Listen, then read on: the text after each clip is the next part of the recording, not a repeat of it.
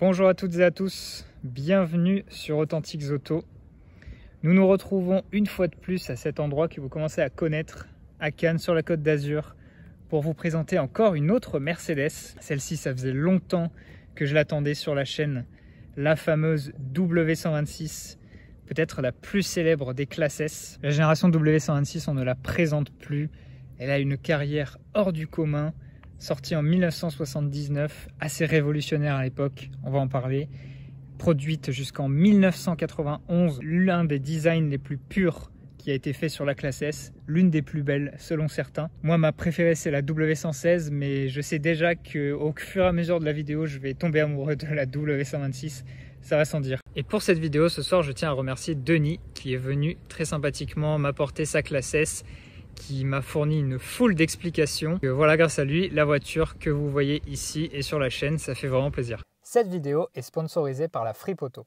Si vous aimez les autos de caractère et que vous cherchez de bonnes affaires, vous êtes au bon endroit. La Fripe Auto vous propose d'une part de jolis modèles propres et prêts à rouler et d'autre part des modèles d'occasion à la commande. Pour ceci, l'idée est de vous faciliter la vie. Avec un budget donné, ils cherchent l'auto pour vous, se déplace pour aller la voir, effectue les frais nécessaires et vous la livre en toute transparence. C'est une approche sans stress qui vous évite des recherches parfois fastidieuses, donc il faut saluer l'initiative. Je vous mets ici les dernières autos qu'ils ont vendues avec leur prix, donc n'hésitez pas à aller faire un tour sur leur site ou bien sur leur Instagram pour ne pas manquer les dernières offres. Merci encore à la Fripe Auto pour leur soutien et je vous souhaite une bonne vidéo.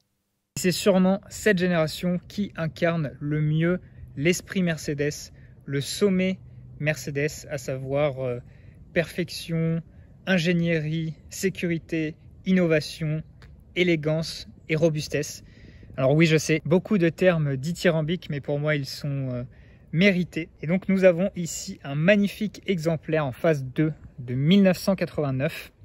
Vous le voyez, c'est une version allongée, une SEL, équipée du simple moteur 300, donc un 6 cylindres. Et elle est proposée ici dans une superbe combinaison de noir intérieur en cuir beige.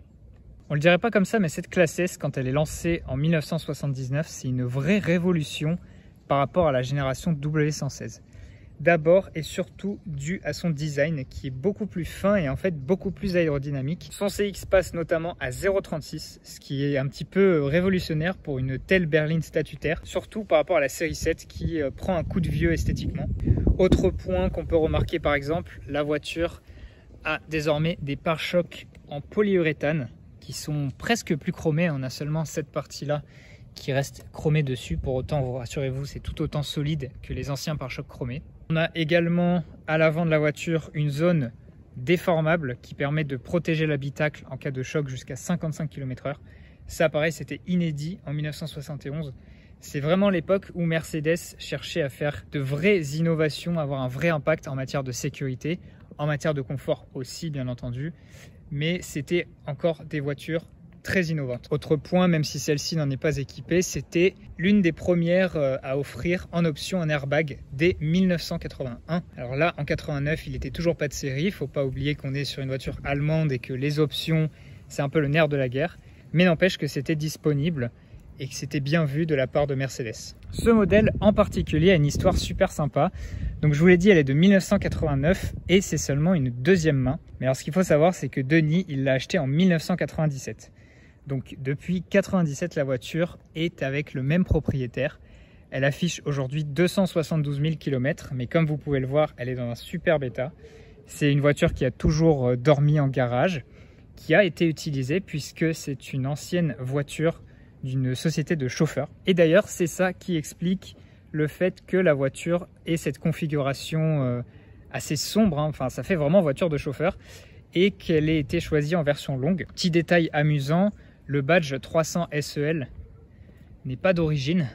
En fait, il a été rajouté par Denis, mais de base, la voiture a été configurée sans badge comme une 560 SEL pour avoir un argument marketing pour la louer en tant que voiture de chauffeur. Donc elle a pas mal d'options qui étaient réservées normalement à la 560 SEL. Je pense notamment au phare avec essuie-phare. Mais il ne faut pas se tromper, c'est bien une simple, entre guillemets, 300 à 6 cylindres qui développe 188 chevaux. Tout est superbe hein, sur le design de la classe S. C'est l'équipe de Bruno Sacco qui a signé encore un autre chef-d'œuvre chez Mercedes. Ce que je préfère, ce sont les phares avant qui s'intègrent avec le capot et cette calandre qui reste assez verticale mais qui est quand même beaucoup mieux intégrée que sur les précédents modèles. On voit qu'on est dans une transition années 70, années 80 et même, je sais pas, dans certains détails, peut-être par exemple l'arrondi ici, on peut déjà deviner les classes S suivantes de 91. Donc là, je vous l'ai dit, on est sur une phase 2 qui a été un peu lissée, notamment les pare-chocs et les protections latérales perdent leur strie. Donc ça donne un aspect un peu plus, un peu plus lisse, un peu plus entier à la voiture. Sinon, il n'y a pas beaucoup de détails. Le motif des sièges en cuir change aussi sur les voitures restylées. Vous noterez qu'elle est équipée d'un toit ouvrant. Autre option pour faire semblant que c'est une 560. Et puis cette antenne assez rigolote qui est reliée à une radio que je vais vous montrer tout à l'heure à l'intérieur. Après avoir sorti la folle 450 SEL 6 litres 9 en plein choc pétrolier, Mercedes se sont dit, bon, pour le deuxième choc pétrolier en 79, on va quand même sortir une nouvelle génération de classe S, mais on va être plus sobre. Et c'est donc ce qui explique en partie que la voiture soit un peu plus, plus fine, plus raisonnable, plus légère aussi. Il y a une nouvelle utilisation de différents alliages, mais ça reste quand même, vous le voyez sur ces images, une voiture de plus de 5 mètres de long. Et d'ailleurs, pour l'anecdote, l'option allongée, qu'on voit à cette porte démesurément grande, était facturée 60 000 francs. Ça vous laisse deviner le prix total de la voiture et les tarifs pratiqués par Mercedes. À l'arrière, là aussi, la voiture est d'une étonnante modernité. On sent qu'elle est bien effilée, vraiment bien aérodynamique. On retrouve bien entendu les feux anti-salissure qui ici sont très grands et qui remplissent parfaitement leur office. Un grand logo Mercedes aussi sur la malle. Et puis une belle vitre arrière qui offre une super visibilité. Et au passage, j'en profite pour remarquer tous ces beaux chromes. On est encore dans les années 70-80 et ça fait plaisir. Donc ce que j'aime, c'est qu'il y a une partie chrome ici qui fait tout le tour, puis une deuxième partie chrome. Donc tout est doublé à chaque fois. Là, regardez l'épaisseur de la bande de chrome, c'est impressionnant, plus celle-ci à l'intérieur. Et pareil sur les montants verticaux, c'est double chrome avec peinture au milieu. Ça, c'est du 100% Mercedes et c'est ce que j'aime. Et autre remarque, les poignées de porte sont des poignées simples, plates comme ça. Contrairement au coupé où l'équipe de Bruno Sacco n'avait pas pu échapper à ce qui est un espèce d'appendice aérodynamique qu'on leur avait plus ou moins imposé.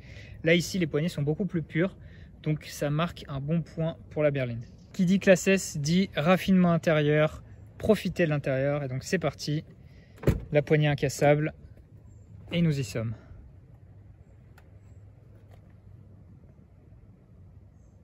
Au niveau de la porte, ce que j'aime beaucoup, c'est son épaisseur, son côté très métallique mais à la fois rassurant et protecteur.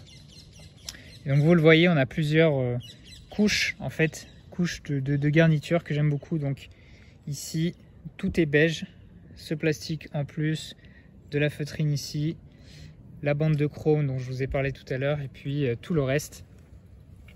Donc c'est une porte intégralement beige comme tout le reste de l'intérieur. Ici on a un panneau de cuir qui est joliment plissé, les poignées et accoudoirs rembourrés en cas de choc. Un très très fin rangement ici, c'est presque comique tellement c'est fin. Et puis vous avez une garniture en bois qui ne fait pas toute la longueur de la porte mais simplement jusqu'ici, suffisamment pour abriter la petite poignée en chrome et les commandes de siège électrique. Donc on a l'inclinaison, l'assise, le dossier et même les appuis-têtes. Donc si j'actionne ici,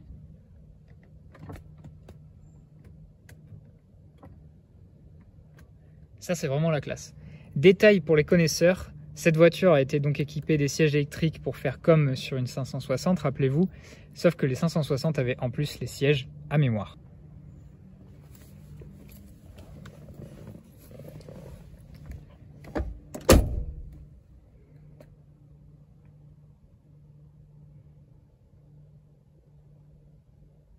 Bienvenue à bord de la classe S la plus produite de tous les temps.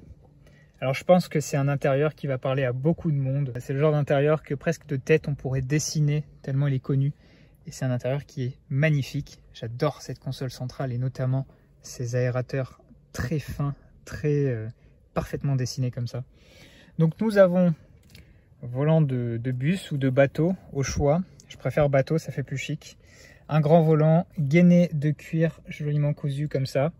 Celui-ci, je vous le disais, n'intègre pas d'airbag sur ce modèle. Les blocs compteurs, c'est du pur Mercedes, c'est superbe. Les aiguilles orange qui sont bien oranges.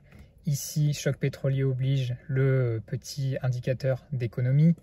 Vous voyez, comme je vous l'ai dit, la voiture a 272 000 km. Et puis, elle est équipée, entre autres, du régulateur de vitesse, le fameux Tempomat. Allez, démarrage du vaisseau.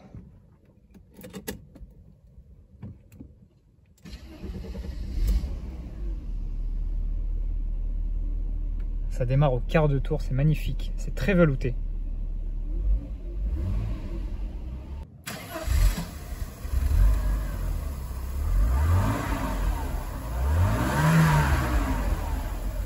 Là, vous voyez, quand le contact est mis, on a l'indicateur de température.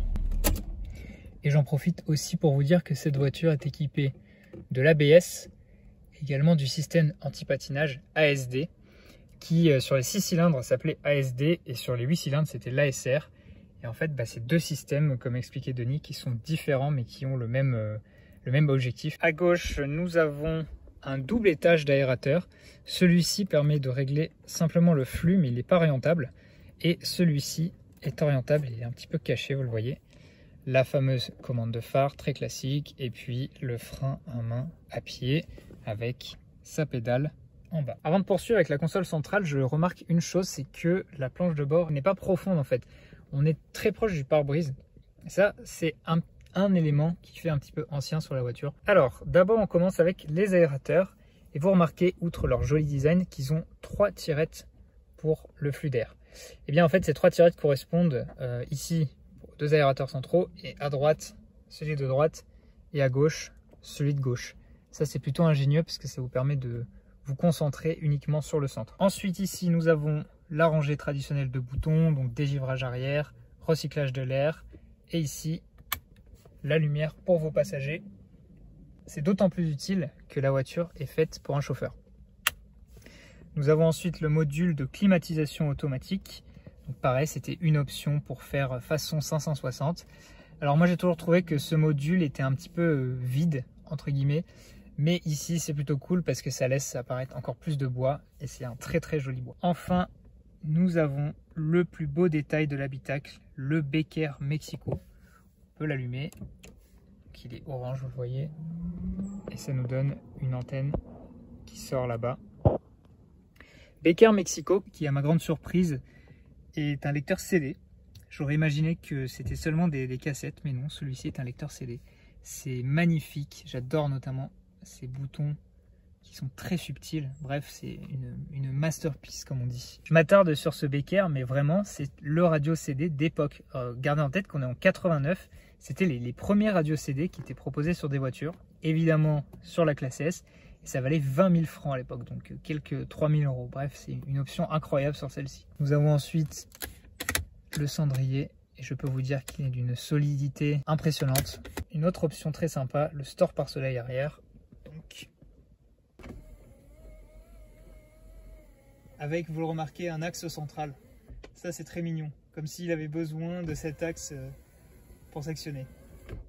Nous passons ensuite à la boîte de vitesse. Donc sélecteur classique avec 3.2, donc on est sur une boîte 4 vitesses, le mode sport et économie, vous commencez à connaître sur Mercedes. Et puis ici nous avons les 4 vitres électriques, la sécurité enfant, et ce petit c'est pour la balance du son entre les haut-parleurs avant et arrière.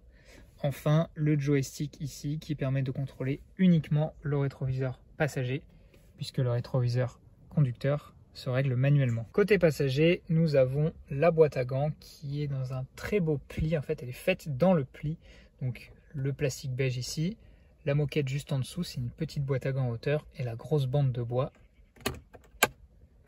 Et la voici avec les 2 repose-gobelets.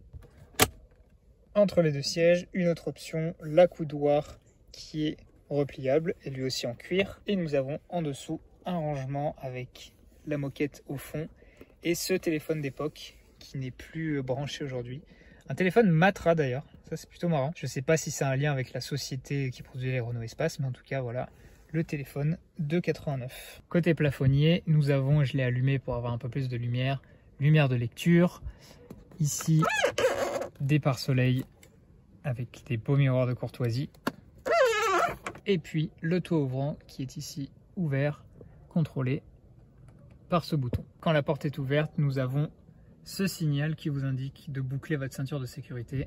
C'est bien l'époque où Mercedes était les rois de la sécurité. Regardez-moi ce compartiment arrière vu à travers la vitre comme il m'a l'air chaleureux. Eh bien on va y aller tout de suite. Le moteur tourne pour ne pas nuire à la batterie. Alors, bienvenue à l'arrière de cette classe S. Alors le premier détail que je remarque, c'est qu'on est beaucoup plus haut que les passagers avant. Les sièges paraissent tout petits, c'est assez étrange comme sentiment. On domine le chauffeur en fait. Évidemment, j'ai beaucoup de place pour les jambes. J'ai même des repose-pieds, vous les voyez ici, vous les voyez encore mieux là-bas. Une buse de ventilation, de quoi ranger mes affaires. Mais surtout, c'est à la porte que ça va nous intéresser. Nous avons les vitres électriques, standard, et la banquette électrique, ça c'est moins standard. Alors, démonstration, hop.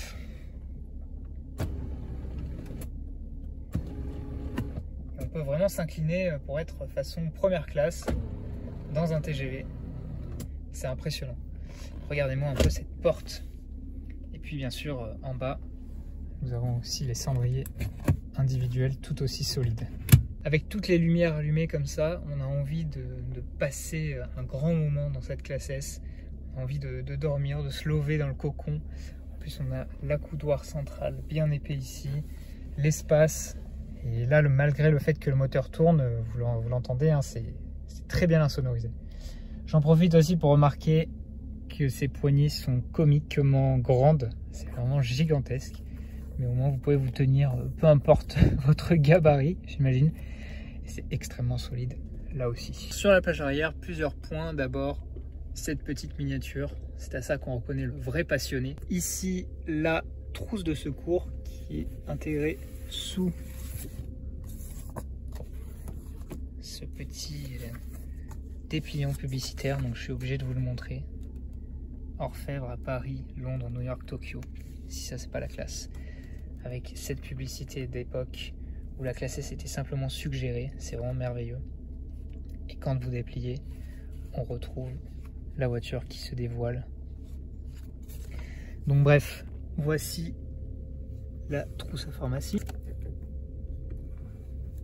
Voilà.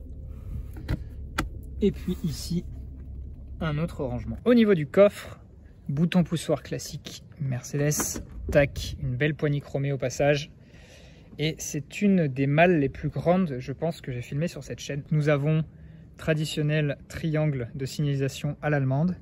Pas de garniture ici, je remarque.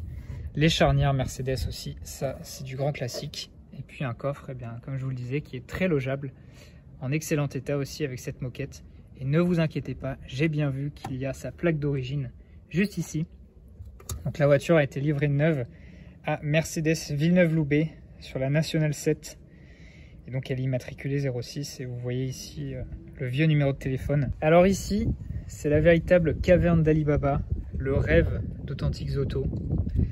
Voilà, nous avons une foule de documents d'époque liés à cette voiture. Alors je ne peux pas m'empêcher de commencer par ces photos argentiques, puisque c'est la voiture devant l'hôtel de Paris à Monaco, lorsqu'elle servait donc de voiture chauffeur. Et vous voyez, elle a sa plaque d'origine 06. Donc ça, c'est le genre de détail qui donne des frissons. Et vous la voyez avec la nouvelle 750i qui venait d'être présentée à l'époque avec sa plaque 75.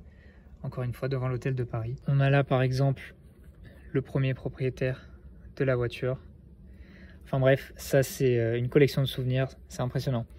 Donc on poursuit. Nous avons la notice d'entretien, c'est peut-être l'élément le moins spécial finalement. Ça, c'est un petit élément qu'on suppose qui était fait pour le rodage. Donc, si vous en savez plus, dites-le nous.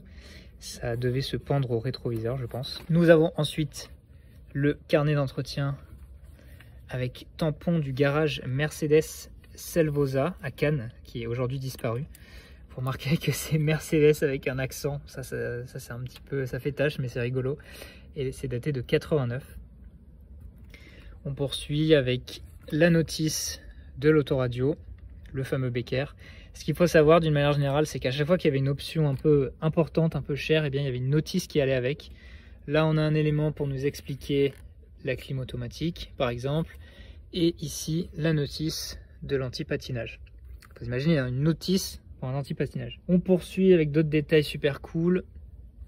Le petit carnet d'assistance avec la carte Mercedes d'époque. Et surtout, la facture, donc avec les options en français. Leur prix en francs. Le prix total, donc la voiture est à 388 000 francs. Je vous mettrai combien ça fait en euros avec l'inflation. Et c'est en tête de Mercedes-Can. C'est merveilleux, plus que ce que je pouvais en rêver avant de venir. Et nous avons encore d'autres éléments ici. Un catalogue de 1989 avec des cartes, le réseau Mercedes, je suppose. La petite notice aussi de l'alarme. Bref, vous avez des trésors sous les yeux.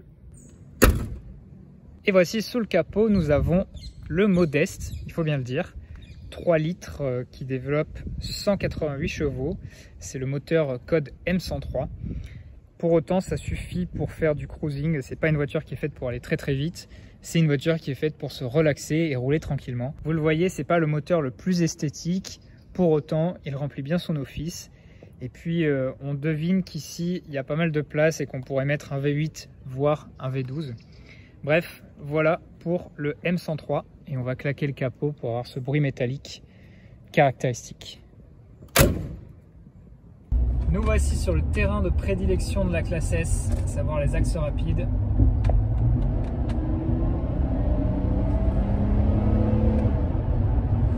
Et voilà, le petit 6 cylindres avec ses 188 chevaux, il suffit amplement.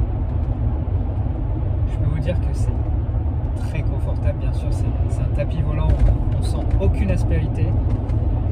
À l'ancienne, la voiture, vous l'entendez, elle craque un petit peu, le cuir, les plastiques autour de moi, mais c'est pas du tout synonyme de mauvaise qualité, c'est simplement la voiture qui vit. La direction, c'est encore du Mercedes années 80, donc c'est léger. Je la trouve d'ailleurs plus légère avec la vitesse. Par contre, la sonorisation, moteur à vitesse stabilisée, vous l'entendez pas, quoi. C'est impressionnant. On est très bien dans les sièges en cuir. Plus ferme que des sièges en tissu ou velours, j'ai l'impression, mais ils maintiennent quand même largement. Le correcteur d'assiette, alors je le sens pas trop en étant à l'avant, mais à l'arrière, j'ai aucun doute qu'il fait son petit effet. Voilà, là c'est vraiment la voiture parfaite, que ce soit pour les passagers ou pour le chauffeur d'ailleurs. On se sent très très bien sur le volant, c'est rassurant. Les petites lumières orange des compteurs sont rassurantes. Alors là, on a mis pour des soucis de visibilité la lumière plafonnière. Normalement, on est dans le noir, hein, mais on est super bien. On a vraiment l'impression de voguer en fait. On vogue sur l'autoroute. C'est hyper agréable. Et ça se conduit. C'est très facile. C'est très facile. C'est assez moderne aussi, notamment du point de vue du freinage. La voiture freine super bien. C'est pas du tout piégeur. Bref, j'adore.